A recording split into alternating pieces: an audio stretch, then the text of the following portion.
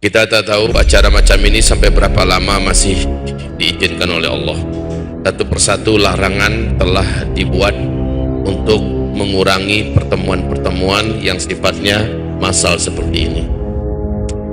Di Arab Saudi kita sudah sama-sama paham apa yang saya sampaikan, hadis tentang akan terhalang umatku nanti di akhir zaman melaksanakan ibadah haji dan umrah, sepertinya sekarang sudah jadi kenyataan.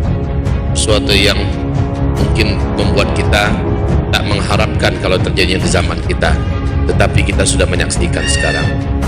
Jumat kemarin pemerintah kerajaan Arab Saudi melarang khutbah tak boleh lama. Jumat seluruhnya dari khutbah sampai selesai hanya 15 menit. Dan sekarang mataf juga dilarang orang untuk tawaf di sekitarnya. Mimpi saya 3 tahun yang lalu, saya melihat Ka'bah itu sepi, muram dan suram. Saya tidak mengerti apa maksudnya. Sekarang apa yang saya lihat dalam mimpi jadi kenyataan seperti apa yang ada. Kaum muslimin yang kami muliakan, di Mekah juga sudah ada orang-orang yang terinfeksi oleh COVID-19 ini di Mekah. Wahai hamba-hamba Allah yang kami muliakan, sekarang untuk COVID-19 sudah menjadi pandemi, bukan lagi epidemi, karena sudah lebih 150 negara yang positif terjangkiti oleh COVID-19. Tidak terkira kerugian masing-masing negara secara ekonomi, hancur lebur ekonomi masing-masing negara, seluruhnya menuju terjun bebas sekarang ini.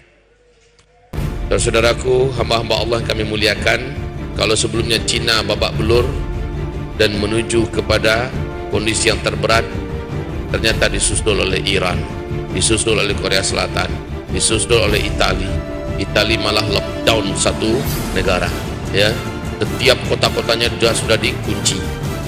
Dan ini juga terus ke Perancis, Inggris, Belanda, Jerman, menyebar terus, ya, sampai negara adidaya, negara superpower Amerika menganggarkan dana yang lebih besar lagi untuk mencoba perang melawan corona.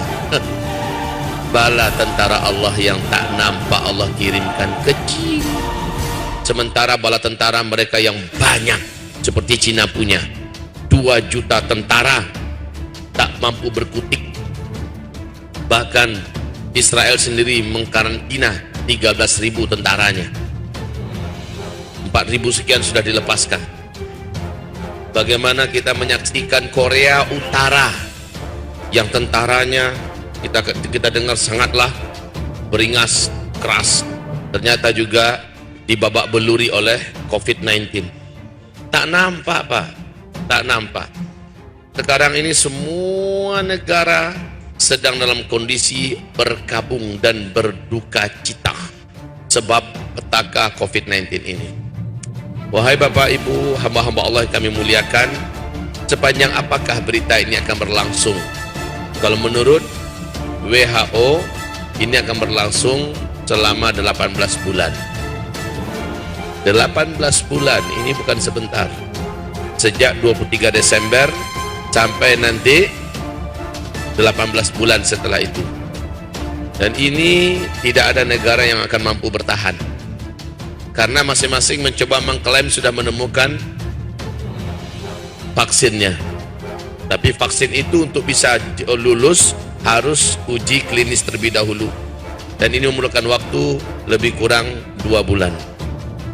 2 bulan untuk Cina, tamat sudah Cina, karena Cina tidak mempunyai waktu lebih daripada 1-2 minggu ke depan. Maka bila tidak ditemukan solusi cepat, maka Cina berakhir.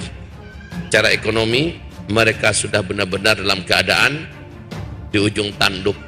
Makanan mereka juga digarap oleh ulat bulu. Ratusan hektar, ratusan juta hektar habis peternakan pertanian mereka. Ditambah lagi serangan belalang raksasa yang datang dari gurun, ya. Dan ini kemampuan memakan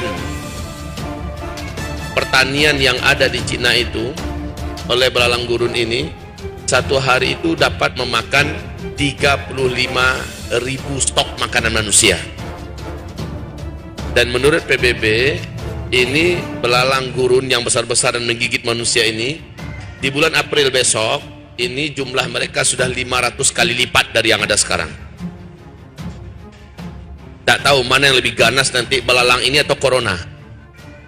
Luar biasa yang sedang Allah datangkan kepada makhluk sombong yang berkata tidak ada satupun kekuatan yang bisa mengguncang Dina. Butuh 1 minggu saja, maka sudah benar-benar kelimpungan dan menuju kepada titik paling nadir bagi mereka sekarang. Dunia susul menyusul. Negara sedikjaya Jepang teknologinya juga sekarang ini sudah mengerahkan semua daya mereka. Negara yang begitu hebat dan kokohnya seperti Singapura juga sudah mengalami kerawanan pakan, pangan, dan ekonomi mereka juga sudah mengalami masa-masa yang sangat berat. Malaysia jangan ditanya, Australia apalagi, ya. Thailand juga sekarang sudah mengalami hal yang sangat menegangkan. Kaum muslimin yang kami muliakan, Indonesia juga mengalami peningkatan yang sangat tajam. Sehingga kebijakan demi kebijakan sudah mulai dibuat oleh Gubernur DKI kita, ya, di mana beliau perintahkan sekolah stop dulu, ya kan? Sekolah dilanjutkan secara online dan seterusnya, dan kebijakan-kebijakan publik sudah mulai ditutup satu persatu, seperti Car Free Day juga sudah mulai ditutup di beberapa titik dan sebagainya. Dan kemarin secara resmi Bapak Anies sudah memasukkan surat kepada PA212, kepada panitia yang akan mengadakan acara akbar pada hari Sabtu depan, di mana kita akan melakukan Isra Mi'raj terbesar di seluruh dunia di Monas. Ini rencana kita dalam rangka membela dan membebaskan Baitul Maqdis. Ini program terbesar kita.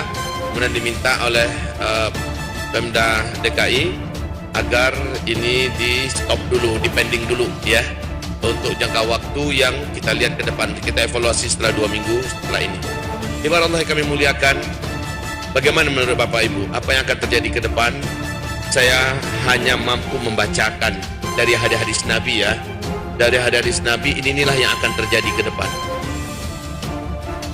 Berikutnya yang akan terjadi setelah bermunculannya penyakit-penyakit yang menular sebagai wabah bagi manusia, yang berikutnya terjadi adalah terjadinya kelangkaan pakan, dan ini sedang on the way. Terjadinya kelangkaan pakan karena orang nggak produksi lagi, Pak. Hewan ternak mati dalam jumlah yang tidak terkira-kira. Sebab negara-negara ketika melakukan lockdown, ya, tiap-tiap kotanya, tiap negerinya, otomatis rakyat nggak boleh kemana-mana. Maka ternak-ternak mereka yang ada siapa yang akan urus? Makan minum mereka siapa yang akan antarkan? Pabrik-pabrik stop. Ini yang terjadi di Cina, Pak. Didatangkan 40 kontainer.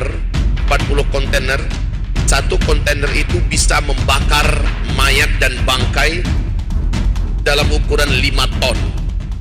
Dan daya bakarnya hanya butuh beberapa menit karena panasnya 800 derajat Celcius. 40 didatangkan, Pak. Sampai-sampai sulfur yang ditangkap oleh satelit yang ada di atas kota-kota Cina itu sudah di atas 1.500. Dan ini adalah apabila mampu membakar 15.000 mayat dalam satu kali pembakaran. Suatu perkara yang mengerikan, wahai kaum muslimin. Ternak-ternak mati semua. Sementara pertanian yang ada digarap oleh ulat bulu dan belalang. Masya Allah, apa yang tersisa lagi kaum muslimin? Pabrik-pabrik stop. Maka stok-stok yang ada di pasaran sekarang, pasaran dunia, ini ngabisin yang sudah ada. Setelah itu semuanya menjadi membumbung naik. Lalu kata Rasulullah, nanti di akhir zaman uang yang banyak, gaji yang banyak takkan mampu membeli makanan yang diperlukan. Ini akan terjadi, Pak. Saya tak tahulah bagaimana solusinya, demi Allah saya tak tahu. Ya, uang yang banyak, orang-orang yang digaji banyak tidak akan mampu memenuhi kebutuhan mereka untuk makan minum saja. Dan pada puncaknya dalam hadis Sahih Bukhari Muslim, tak akan terjadi kiamat sampai terlebih dahulu, kata Rasulullah, tetangga karena lapar dia akan bunuh tetangganya demi memperebutkan sepotong roti yang ada di tangan tetangga. Ini karena kelaparan, Pak. Dan ini adalah krisis yang akan kita hadapi bersama-sama. Tunggu demi Allah, seandainya Allah tidak berikan solusi, maka mungkin kita termasuk yang mengalami peristiwa-peristiwa ini dalam kondisi berat, karena kita tinggal di tengah kepadatan penduduk. Kita tinggal di kota-kota besar. Kecuali yang tinggal di kampung-kampung, kecuali yang tinggal di perbukitan, yang membuat perumahan, yang mempunyai perkebunan sendiri, ternak sendiri segala macamnya, insya Allah mereka punya. Inilah makanya dari dulu saya ajarkan, saya anjurkan, betul tidak? Dari dulu saya anjurkan, ayo tinggal di siapkan tempat tinggal, siapkan peternakan, pertanian di bukit-bukit. Karena hadis Rasul mengatakan sebaik-baik orang beriman yang selamat di akhir zaman yang lari ke bukit-bukit, kata Rasulullah. Mereka bawa ternak-ternak mereka, mereka bawa harta mereka, mereka tinggal di situ dengan keluarganya menyelamatkan imannya. Udah berapa tahun saya anjurkan ini, tapi banyak orang tak peduli, hanya mendengar saja. Dan sekarang kita tinggal di kota-kota besar, dalam keadaan kelaparan nanti, kemana mau didapatkan makanan?